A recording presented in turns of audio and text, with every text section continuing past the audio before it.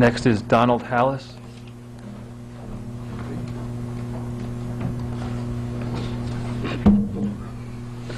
Good evening.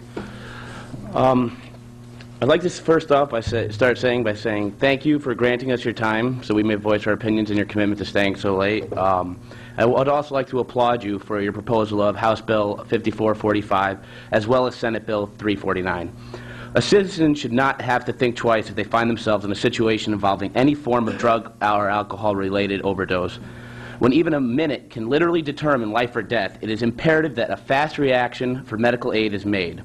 As was mentioned by Tracy Green, a person seeking medical attention for themselves or others risks possible arrest or prosecution, creating a stigma of fear among those who are unfortunate enough to find themselves in such circumstances. This is not effective policy. Considering the fact that overdoses are the second leading cause of accidental death within our country, this bill shows that the state views the health and safety of its citizens as the first and foremost concern, emphasizing more regard for their lives rather than their incarceration. As the current president of Students for Sensible Drug Policies, the Yukon chapter, it pleases me to be able to say that through our efforts, we established the university as one of 90 colleges nationwide to recognize the benefits of this particular harm reduction policy and have since established one. Cornell University enacted a similar policy in 2002, and in 2006 they reported that their emergency response calls doubled while their alcohol abuse rates remained at a relatively constant level. More students were given the medical aid that they desperately needed because of the policy.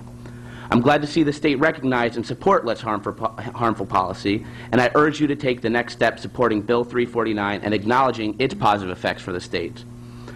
House Bill 5445 and Senate Bill 349 are both progressive as well as responsible policies for our great state. Harm reduction is the path that we must take when it comes to drug policy, and these bills help pave that way. Both these policies, as well as others, will be the main topic of the Drug Policy Conference that we will be hosting this weekend at Yukon, March 28th on Saturday from 9 a.m. to 5 p.m. I sent each of you a personal invitation to this conference and hope that you will join us and the numerous others that will be there to look at sensible policy changes that parallel to the ones that have already been laid before you.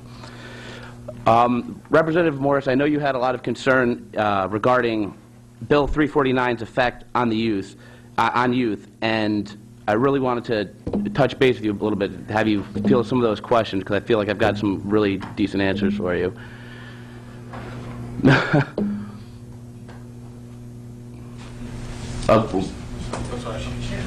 Sorry. Why don't you, when you finish with your testimony? Oh yeah, no, I'm finished with the testimony. I'm sorry. Yeah.